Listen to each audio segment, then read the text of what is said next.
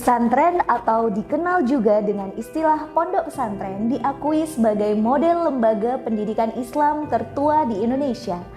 Pesantren mulai berkembang sejak zaman Wali Songo sekitar abad ke-15.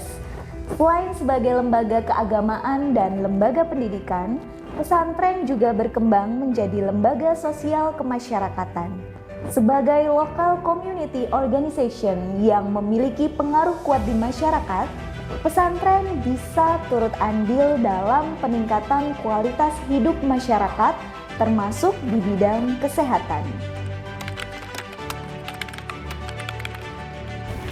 Jawa Timur tercatat sebagai provinsi dengan jumlah santri terbanyak di Indonesia, yang berarti lebih dari 20% santri di Indonesia ada di Jawa Timur.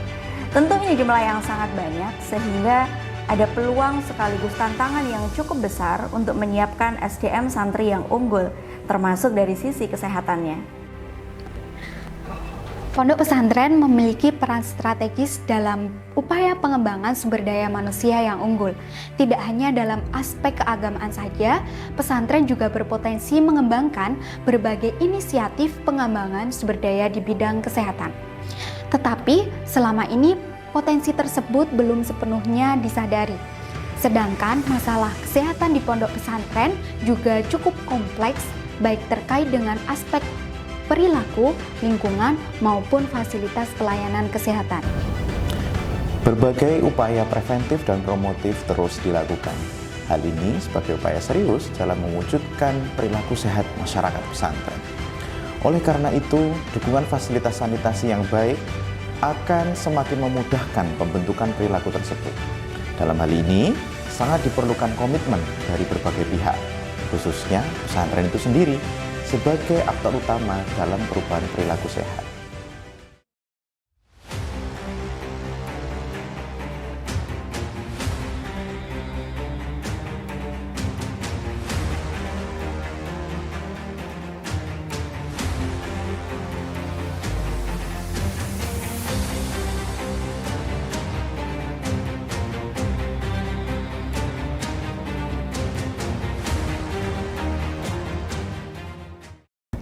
Sebagai perguruan tinggi Nahdlatul Ulama, UNUSA tentu saja memiliki relasi yang sangat kuat dengan pesantren, di mana banyak dari sivitas akademika yang berasal dari kalangan pesantren.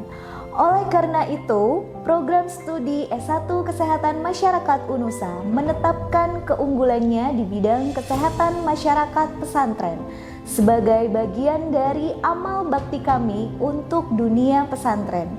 Keunggulan tersebut salah satunya tercermin dalam pembelajaran berbasis proyek atau project based learning yang telah kami implementasikan di 4 mata kuliah secara terintegrasi, yaitu mata kuliah wawasan sosial budaya pesantren dan mata kuliah kesehatan masyarakat pesantren pada semester 5, dilanjutkan dengan mata kuliah perilaku kesehatan santri dan mata kuliah sanitasi pesantren di semester 6. Khusus untuk mata kuliah sanitasi pesantren ini merupakan follow up atau tindak lanjut dari 2 mata kuliah penciri atau keunggulan prodi sebelumnya, yaitu wawasan sosial budaya pesantren dan juga kesehatan masyarakat pesantren. Outcome pembelajaran dari mata kuliah ini adalah mahasiswa mampu menciptakan.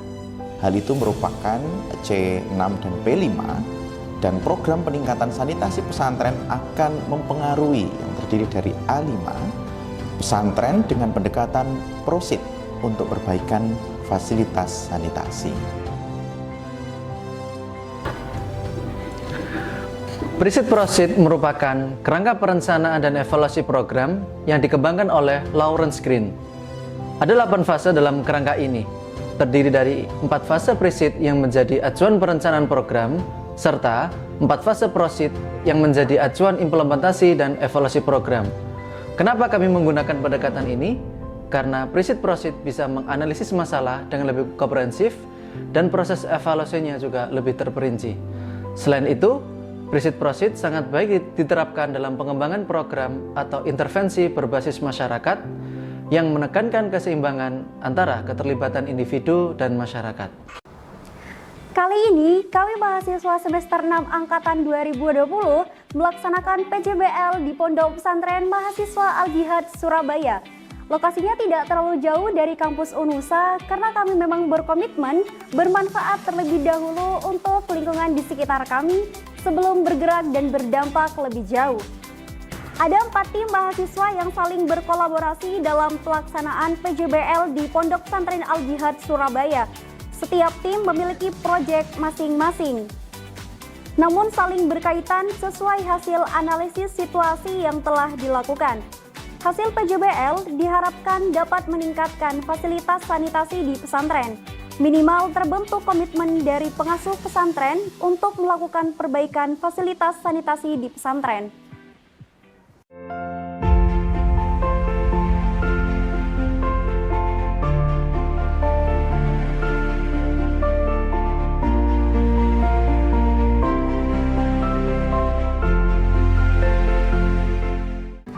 Fase kelima adalah fase implementasi. Fase implementasi adalah fase di mana rencana kegiatan itu dilaksanakan sesuai dengan rencana kegiatan yang sudah disusun sebelumnya. Sebelum pelaksanaan dilakukan terlebih dahulu tahapan pre-implementasi, yaitu mengukur kesiapan dan kepastian sebuah kegiatan sebelum dilaksanakan. Contoh kegiatan pre-implementasi adalah kepastian masyarakat, tempat, konsumsi, undangan, dan lain-lain. Kepastian bahan atau perlengkapan yang digunakan dan juga memastikan pelaksanaan sesuai dengan jadwal. Desain intervensi pada fase implementasi adalah memastikan seluruh program sebelum mulai dilaksanakan. Terlebih dahulu melalui tahapan pra-implementasi, yaitu memastikan kesiapan program dan kegiatan sebelum dilaksanakan.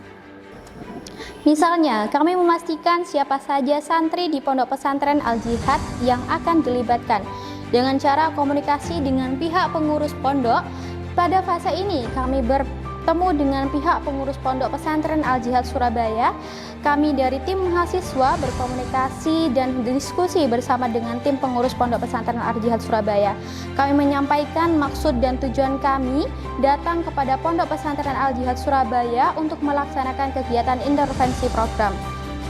Adapun tantangan serta kendala yang kami hadapi pada saat fase ini ialah dikarenakan Pondok Pesantren Al-Jihad Surabaya merupakan pondok pesantren mahasiswa, tantangannya ialah pada pembagian waktu atau pembagian jadwal kegiatan, yang mana kami harus memastikan bahwasannya kegiatan yang kami laksanakan tidak bertabrakan dengan kegiatan mahasiswa atau santri pada pondok pesantren tersebut. Dan pada akhirnya kami berhasil setelah berdiskusi panjang dengan pihak pengurus pondok dan didapatkan waktu pelaksanaan yang kita sepakati, yaitu dilaksanakan pada setiap hari Sabtu dan Minggu atau sesuai dengan waktu istirahat santri. Sedangkan konsumsi kami ambilkan dari dana yang telah disediakan dan kami atur juga konsumsinya untuk peserta dan juga panitia, yaitu kami sendiri. Undangan kami sampaikan kepada pengurus sebagai kepanjangan jalur komunikasi antara kami selaku pihak penyelenggara dan pengurus pondok pesantren sebagai mitra. Persiapan bahan, perlengkapan yang digunakan sebelumnya kami juga koordinasikan dengan para pengurus dan santri, mereka membutuhkan apa, dan kami juga menyesuaikan job desk yang ada di panitia kami, apakah ada kendala atau tidak juga kami mempersiapkan. Di beberapa momen terjadi kendala-kendala, entah itu problem dari teman-teman panitia ataupun ada problem dari luar begitu.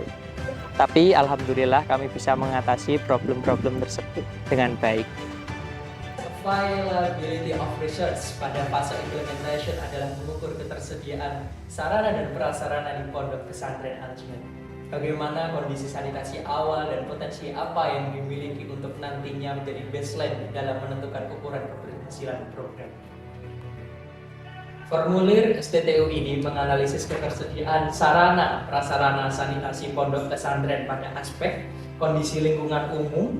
Terus kita juga melakukan inspeksi pada konstruksi bangunan yang ada di pondok pesantren. Kita juga melakukan inspeksi pada kondisi ruang tidur dan ruang belajar bagi para santri di pondok pesantren Al-Jihad.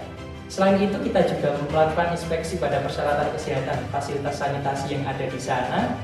Dan kita juga melakukan inspeksi pada dapur, terutama bagaimana dalam pengelolaan makanan dan minuman yang ada di Pondok Pesantren Al-Jihad.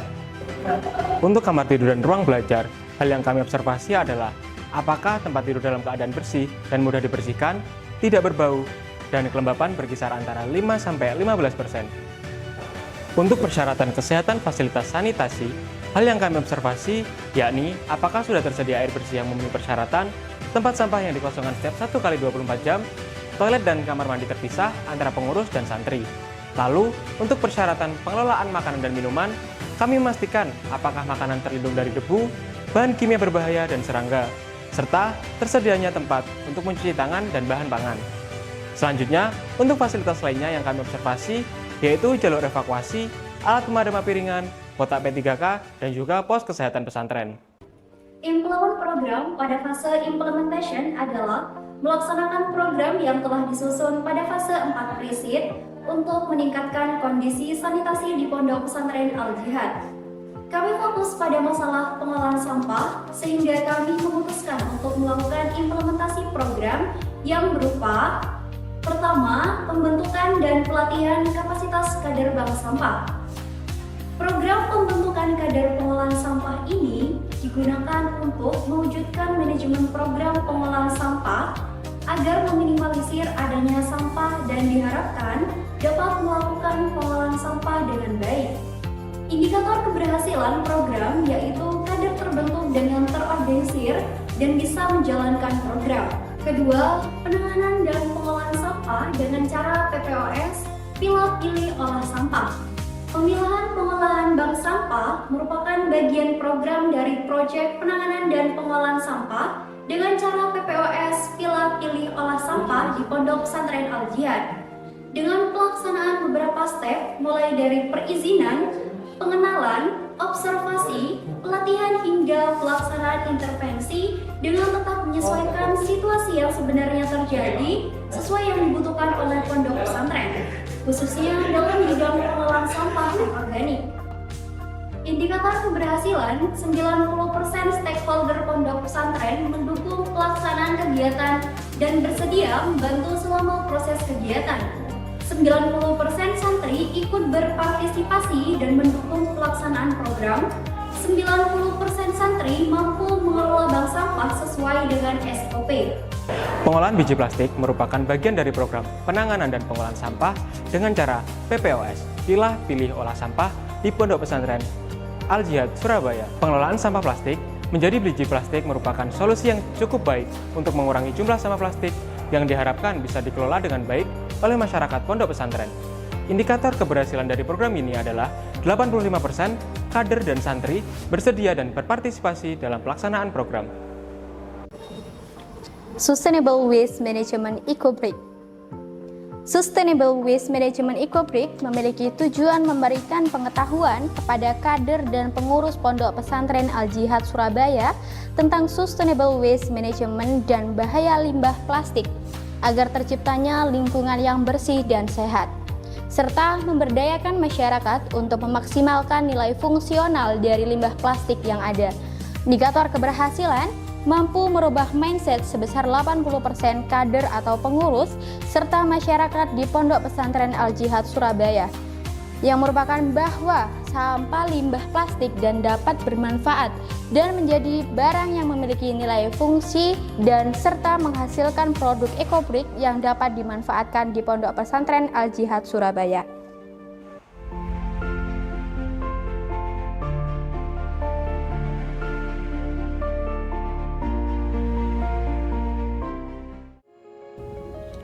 Evaluasi proses dilaksanakan untuk mengukur seberapa jauh pelaksanaan program yang telah dilaksanakan sesuai dengan perencanaan yang telah dilakukan. Evaluasi memperlihatkan bagaimana berjalannya proses pelaksanaan program itu dari awal hingga akhir. Dari hasil evaluasi proses, diharapkan akan diketahui keberhasilan dan juga kendala dalam pelaksanaan program. Nah, evaluasi proses sendiri fokus pada faktor predispose, enable, dan juga reinforce terkait sasaran. Evaluasi proses pada fase 6 adalah melaksanakan evaluasi selama pelaksanaan program pada aspek Yang pertama, predispose. Pre dan post test mengamati perubahan kebiasaan, antusiasme dalam mengikuti rangkaian program.